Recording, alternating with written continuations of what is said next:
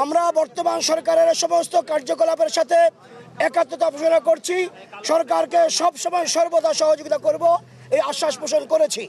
আগামীতে যে ঘোষণাপত্র আসছে তার সাথে আমরা একাত্মতা পোষণ করেছি।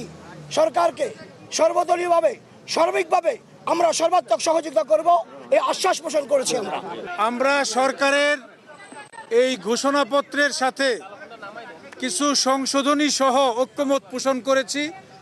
আমরা বিগত দিনে যারা 15-16 বছর বিভিন্নভাবে নির্যাতিত হয়েছে, জুলুমের শিকার হয়েছে, বিশেষভাবে 2013 সালের শাপলা চত্বরের আন্দোলন, 2021 সালে আলেমদেরকে ব্যাপকভাবে যে নির্যাতন করা হয়েছে, এই সব হিস্টোরি আন্দোলনের ধারাবাহিকতা 13 থেকে নিয়ে 2024 পর্যন্ত সব কিছু সংযুক্ত করার দাবি আমরা জানিয়েছি।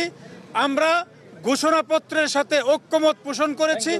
আশা করি সমস্ত রাজনৈতিক দল ঐক্যবদ্ধভাবে ঘোষণাপত্র প্রকাশ করবে।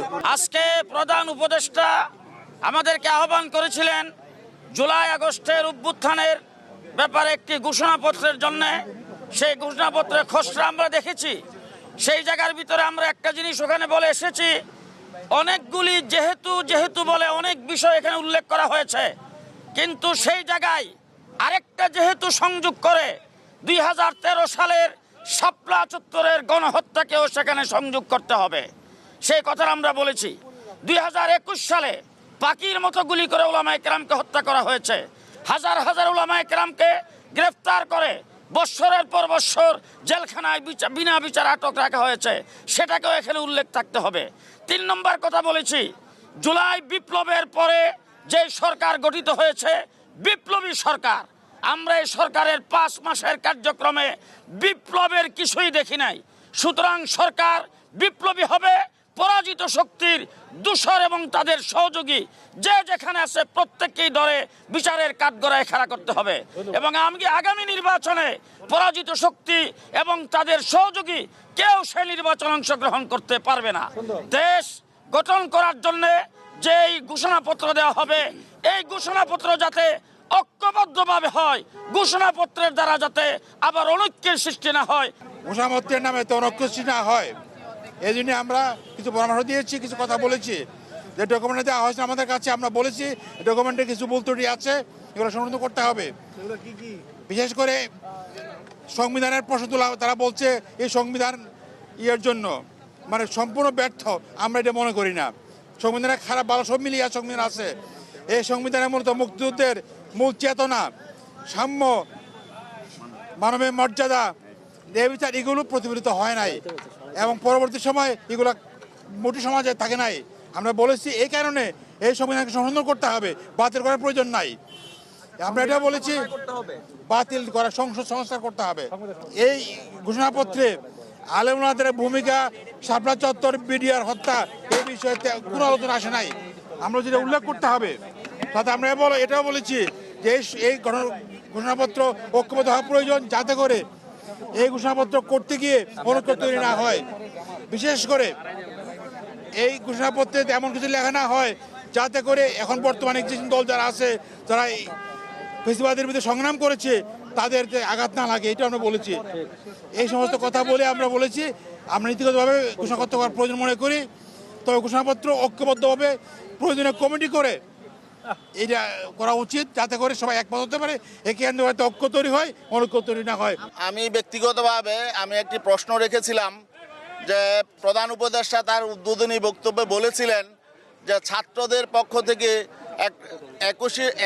31শে ডিসেম্বর ঘোষণাপত্র ডিক্লারের জন্য একটি প্রোগ্রাম করা হয়েছিল, আমাকে আমন্ত্রণ জানানো হয়েছিল। আমি বলেছি যে না, আমিও যাব না, তোমরাও এই ঘোষণাপত্র ডিক্লার করতে পারবে না। কারণ হলো এটা করতে হলে সকল রাজনৈতিক দলের ঐক্যমত্য লাগবে, জাতীয় ঐক্য লাগবে।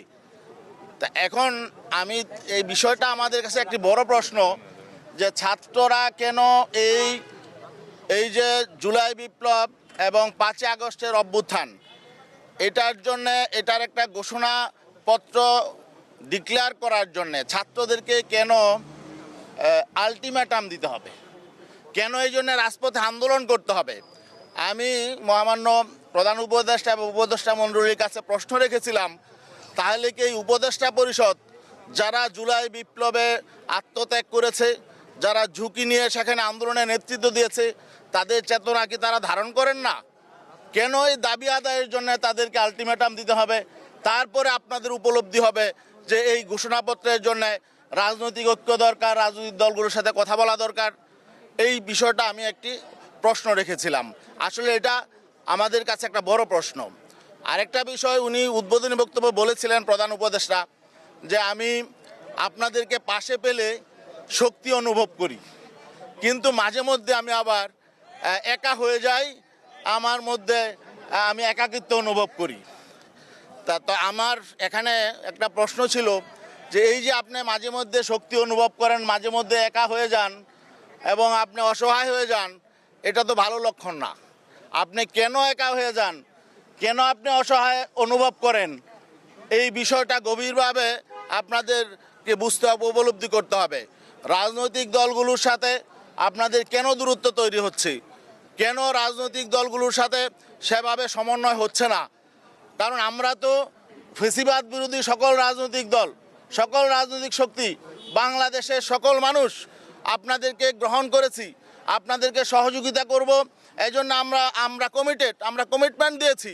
তারপরেও আপনাদের তো একা অনুভব করার কোনো কারণ নেই। তাহলে নিশ্চয়ই এখানে কোনো দূরত্ব আছে। সেই দূরত্বটা কি, কেন হলো, এবং সেই দূরত্বটা আপনাদের দায়িত্ব হলো এটা গভীরভাবে বিশ্লেষণ করে কমিয়ে আনার চেষ্টা করা। আর নয়তো আমরা সকলেই ক্ষতিগ্রস্ত হব। আপনারা ক্ষতিগ্রস্ত হবেন, রাজনৈতিক দলগুলো ক্ষতিগ্রস্ত হবে, দেশ ক্ষতিগ্রস্ত হবে, জাতি ক্ষতিগ্রস্ত হবে। আর ঘোষণাপত্রের ব্যাপারে আমাদের যে কথা ছিল যে আসলে আমাদের বিভিন্ন দল বিভিন্ন মত থাকবেই। একটা ঘোষণাপত্র লিখতে হলে কিছু মৌলিক জায়গায় আমাদের এক হতে হবে। মৌলিক জায়গাটা কি? যেই আকাঙ্ক্ষা নিয়ে, যেই লক্ষ্য নিয়ে জুলাই বিপ্লবে এদেশের ছাত্র তরুণ সমাজ জীবন দিয়েছে, সেই আকাঙ্ক্ষার যথাযথ প্রতিফলন যদি থাকে, সেই মৌলিক বিষয়ে আমাদেরকে এক হতে হবে। তাছাড়া এখানে বিভিন্ন প্রসঙ্গ নিয়ে আসলে এখানে বিভিন্ন দলের বিভিন্ন মত থাকতেই পারে, বিভিন্ন শ্রেণীগোষ্ঠীর বিভিন্ন মত থাকতে পারে। এই জন্য আমরা বলেছি যে এখানে জুলাই বিপ্লবের চেতনা কী ছিল? একটি বৈষম্যহীন একটি বাংলাদেশ, যেখানে সকল নাগরিক তাদের অধিকার ফিরে পাবে, সুশাসন প্রতিষ্ঠা হবে, দুর্নীতিমুক্ত এবং পেশিশক্তিমুক্ত একটি সমাজ প্রতিষ্ঠা হবে, একটি সুষ্ঠু নির্বাচন হবে, টেকসই নির্বাচন হবে, এবং আগামীতে যাতে বিগত দিনের রাজনীতি ফিরে না আসে, সেই বিগত দিনের যে প্রতিহিংসার রাজনীতি, জিঘাংসার রাজনীতি, দুর্বৃত্তায়ন, দুর্নীতি, এগুলো যাতে আগামীতে ফিরে না আসে।